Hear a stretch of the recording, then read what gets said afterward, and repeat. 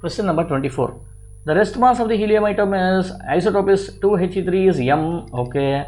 Which expression gives the binding energy per nucleon for the 2He3? Okay. What is binding energy? Binding energy is nothing but sum of the constituents minus sum of the full atom or full nucleus. So therefore, now what has been given? Constituents. See how much? No, this is 3He2, which means what? This will have 2 protons plus 1 neutron. Okay, which means what? So I should have, so this multiplied by c square. This is what it is. So this should be 2 times mp plus 1 times mn minus, what is the full atom mass? This is m here. Okay, multiplied by c square.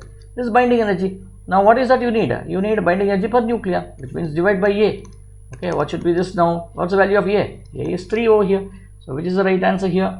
The right answer should be 2mp plus mn minus m divided by 3 into c square should be B.